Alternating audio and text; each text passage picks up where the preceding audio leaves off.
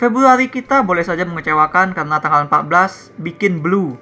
Namun, kompilasi edisi kali ini meskipun juga dominan biru, at least bakal bikin terhibur.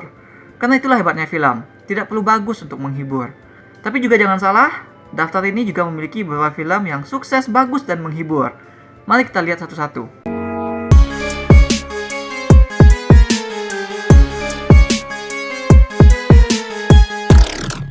OOTD, Outfit of the Designer. Debut penyutradaraan aktor Dimas Anggara ini menawarkan sesuatu, tapi berakhir menjadi sesuatu yang lain. Dari gimana ceritanya dimulai, film ini tampak seperti kisah mahasiswi desainer di luar negeri yang ingin menyelesaikan pagelaran fashion dengan mencuatkan nilai budaya tanah air sebagai tugas akhir kuliahnya. Aku menikmati sebenarnya cerita di awal-awal itu. Karena walau ini bukan film fashion pertama, tapi setting dan perspektifnya memang menarik. Melihat narenya Jihan Almira berusaha mencari ide, buat sosialisasi dengan teman-teman modelnya, menjalin romansa dengan fotografer. It's a nice change of pace. Meskipun secara arahan, film ini belum tajam karena adegannya banyak yang masih terasa kayak sekedar lintasan klip berlatar bagus gitu. Lagu latarnya yang itu-itu melulu juga bakal bikin kita either ngakak ataupun jengkel setengah mati. Tapi kita peduli, karena challenge yang harus dikerjakan protagonisnya menarik, sementara soal latar belakang keluarga antara dia dengan cowoknya juga di build up seolah bakal jadi konflik utama nanti. Tapi ternyata konflik utama film romance ini bakal beda lagi. Hubungan mereka mendapat tantangan ketika Nare bablas saat dia mabok di pesta. Nah, bahasan atau penanganan konfliknya sebenarnya nggak buruk. Menurutku lumayan sudut pandang yang baru juga ini dari bagaimana Nare menghandle situasinya. Like, kalau yang menimpa dia tuh terjadi di dalam negeri pada karakter yang lifestyle-nya ketimuran, mungkin choice action-nya tuh bakal beda.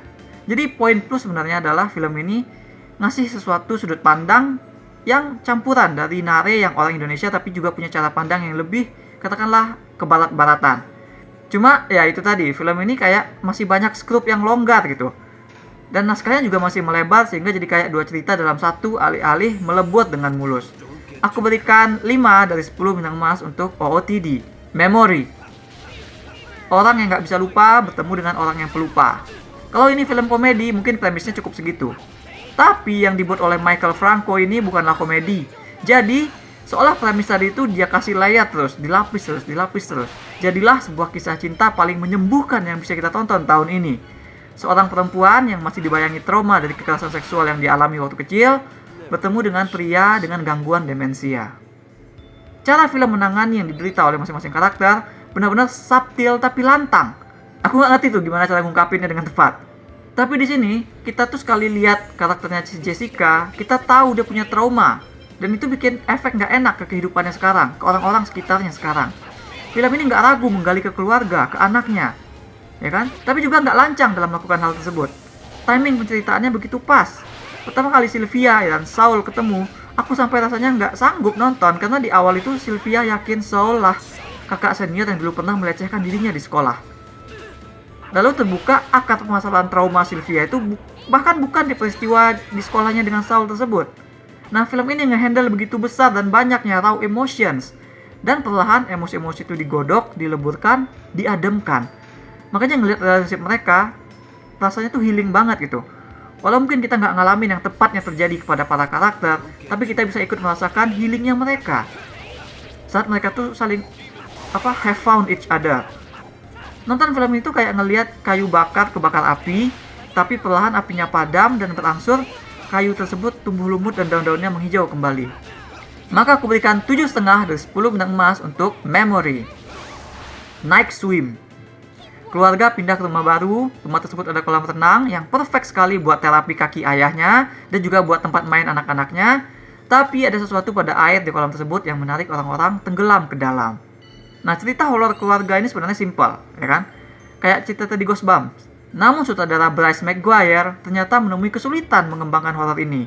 Kesulitan membuat bagaimana kolam tersebut seram tanpa adegan-adegannya terasa repetitif, ya kan?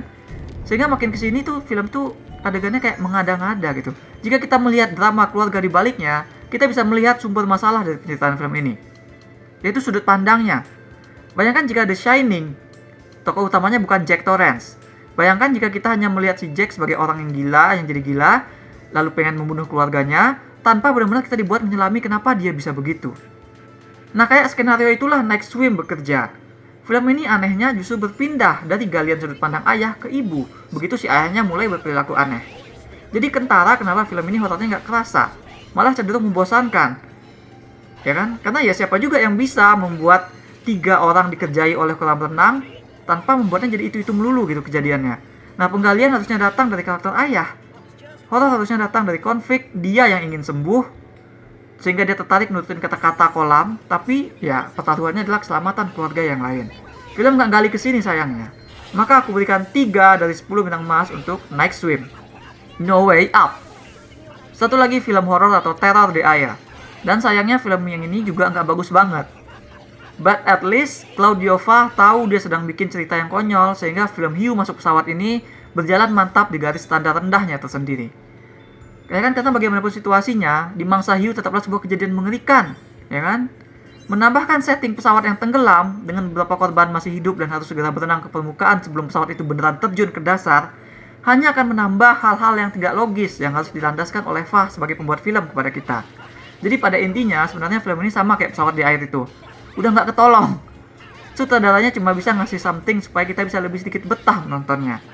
Dan yang dia kasih, ya background karakter yang sebenarnya menarik. Protagonisnya anak presiden yang liburan sama teman-teman, tapi dia bawa-bawa bodyguard. Terus juga ada anak kecil yang sama kakek neneknya yang seorang veteran di medan perang. Nah, 2 karakter ini sebenarnya berusaha dijadikan simpatik. Tapi karakter-karakter yang lain itu tipikal karakter annoying yang berusaha ngelucu ataupun yang suka teriak-teriak ribut. Jadi itu biar minimum banget yang dicapai film ini. Itu juga akhirnya tercoreng dan gak jadi menarik lagi karena kebanyakan annoyingnya. Bahasan karakternya dangkal. Maka aku berikan 2 dari 10 bintang emas untuk No Way Up. There's no way nilai film ini up. Orion and the Dark.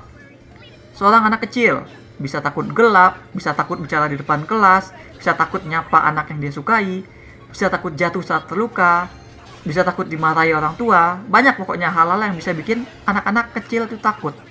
Dan Orion and the Dark supposedly adalah cerita petualangan yang bakal ngajarin anak untuk menumbuhkan keberanian dengan menghadapi rasa takut, bukan menghindarinya. Sementara itu aku rasa fair juga kalau kita bilang orang dewasa juga ngalamin ketakutan yang sama, mainly karena rasa takut masa kecil mereka belum sembuh. Jadi mungkin itulah sebabnya film adaptasi karya Saint Charles Smart ini bingung dirinya itu untuk anak kecil atau untuk orang dewasa gitu. Aku sebenarnya senang sama kreativitas film ini. Konsep kegelapan jadi makhluk, bahwa dunia malam penuh oleh makhluk-makhluk lain yang bekerja menjaga kestabilan alam, ya kan, mereka yang bikin manusia tidur untuk istirahat, bahwa malam atau siang tuh punya fungsi masing-masing dan mereka sama pentingnya. Nah, itu semua digambarkan dengan sangat imajinatif jadi karakter-karakter lucu. Yang aku kurang serak adalah bangunan cerita film ini. Film ini seperti mengecoh ketika di akhir babak pertama, cerita Orion yang kita lihat tadi adalah kisah yang sedang diceritakan Orion dewasa kepada putrinya. Kenapa nggak sedari awal aja ini di setup sebagai cerita yang ada anak perempuan yang sedang dibacain cerita oleh ayahnya, ya kan? Film ini pun jadi kayak semacam mendua kayak OOTD tadi. Apakah ini beneran cerita tentang anak yang takut gelap, atau tentang orang tua yang sedang berusaha bonding dengan anaknya lewat mengarang cerita bersama? Nah, bahasan-bahasan itu memang akhirnya diikat juga oleh film sebagai satu bangunan cerita. Tapi tetap saja, untuk bercerita kisah untuk orang tua dan anak ini, Orion and the Dark memilih cara yang paling ribet dan justru menyuapi penonton dengan pertanyaan yang diejakan oleh karakter ketimbang berimajinasi dan berpikir kritis sendiri. Aku berikan 5,5 dari 10 bintang emas untuk Orion and the Dark. Sinden Gaib. Ada adegan ketika para Sinden melantunkan lagu Ling Serwengi yang sudah lama dikenal sebagai tembang untuk memanggil Kunti. Lalu tiba-tiba sosok Ayu yang kerasukan bahasa Rinten langsung menyanyikan Suara Wengi. Aku merasa adegan tersebut adalah sebuah statement dari Fauzan Rizal bahwa inilah lagu hantu terbaru, bahwa film ini adalah perkenalan kita dengan sosok mistis yang bisa jadi ikon horor terbaru. Dan iya, mereka bisa. Penampilan Sarah Fajira memorable juga dalam membawakan karakter yang unik ini, makhluk gaib dan manusia dalam raga yang sama. Mereka cuma butuh cerita yang lebih solid.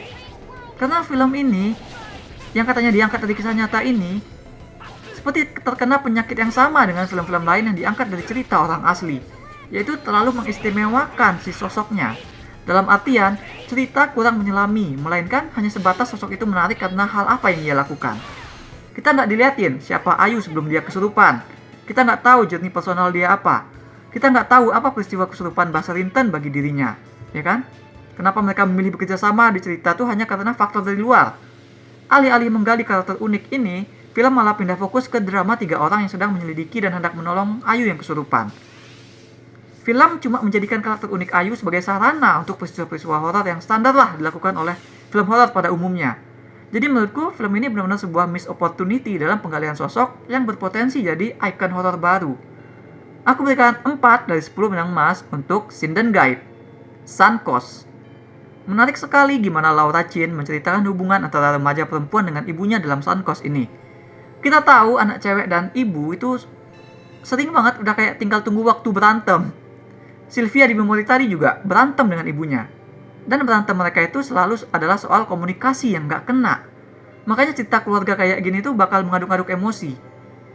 Yang bedanya di Sankos, mereka tuh gak lantas langsung ribut. Doris tetap nurut apa kata ibunya, yang memang terlalu occupied oleh keadaan abang Doris yang sakit. Katakanlah sakitnya itu dia dalam state tinggal menunggu waktu. Nah, ibu terus menyuruh Doris ini itu, melarangnya ngapa-ngapain. Ibunya ditulis nyerempet-nyerempet garis annoying. Tapi seperti Doris, kita pun nggak bisa sepenuhnya membenci si ibu. Karena kita tahu keadaan emosional mereka. Doris nggak meledak karena dia punya pelampiasan, yakni berteman dengan geng keren di sekolah, dan punya teman curhat berupa Woody Harrelson yang ceritanya selalu ngingatin dia untuk mensyukuri hidup. Nah, Sankos, kayak cerita sehari-hari, menyenangkan melihat karakter dan penampilan akting mereka yang supel dan nggak dibuat-buat, dan juga sedikit intens karena kita tahu kesedihan dan pertengkaran itu bisa meledak kapan saja. Di antara film-film di kompilasi volume ini, menurutku film inilah yang paling bergizi untuk ditonton bareng keluarga. Muatan dan pesan soal cherish apa yang ada bersama kita itu sangat berharga. Kekurangannya cuma sometimes kejadian di film ini terasa terlalu agak dipas-paskan biar seru gitu. Aku berikan 6,5 dari 10 bintang emas untuk Sankos. The Animal Kingdom. Dari anak perempuan dan ibu, kita beralih ke koneksi antara anak laki-laki dengan ayahnya. The Animal Kingdom bertempat di dunia yang penduduknya terkena wabah misterius, yaitu tiba-tiba perlahan-lahan mulai berubah menjadi animal yang random. Ada yang jadi burung, ada yang jadi beruang gitu. Dan karena belum ada obatnya, maka perubahan tersebut dianggap berbahaya oleh masyarakat. Para penderita dijauhi. Mereka ditangkap untuk diteliti. Karakter sentral cerita adalah Emil dan ayahnya yang pindah ke kota kecil yang lebih dekat dengan fasiliti tempat ibu mereka yang kena wabah itu hendak diobati. Tapi si ibu lepas bersama sejumlah pasien lain. Mereka sembunyi di hutan dan Emil yang mencari ibunya mulai merasakan gejala dirinya berubah juga jadi serigala. Nah, karya Thomas Kelly ini terasa unik tapi sekaligus kayak belum maksimal. Unik karena dunia yang dia gambarkan begitu solid. Society yang nge-shun animal people, orang-orang yang terpinggirkan, kita bisa nge-grasp gagasannya soal how to treat each other equally. Elemen fantasinya pun terasa oke, karena makhluk setengah manusia dan setengah hewan itu tergambar meyakinkan. Struggle mereka pun meyakinkan, kita dibuat bisa merasakan pergulatan insting hewan mereka dengan kemanusiaan yang masih tersisa di dalam diri mereka. Gimana seseorang berusaha berpegang kepada kemanusiaannya, nah itulah yang paling utama ditonjolkan oleh film ini. Sehingga cukup sering tema sentral antara Emil dan ayahnya tertahan. Dan baru agak lama dibahas lagi. In a sense, maksudku adalah film ini tuh masih agak terlalu bloated, belum bekerja secara precise gitu. Bahasan dan dunianya terlalu luas, sedangkan penceritaannya bergerak lebih ke arah kontemplatif. Dua hal ini membuat film terasa punya banyak rongga, yang mestinya bisa diisi dengan sesuatu yang lebih menggenjotkan percakapan kita dengan filmnya. Aku berikan 6,5 dari 10 bintang emas untuk The Animal Kingdom. That's all we have for now. 5 volume mini review tayang tiap bulan berturut-turut.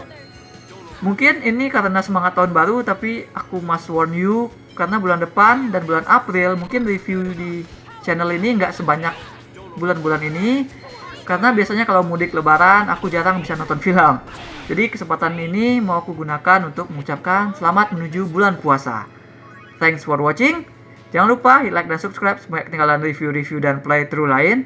Kunjungi mydirtshit.com untuk review yang lebih detail, atau kalian bisa kunjungi store mydirtshit di chiptoloka.com. Ada banyak kaos dan pernak-pernik custom yang unik, mulai dari film, musik, game, hingga wrestling.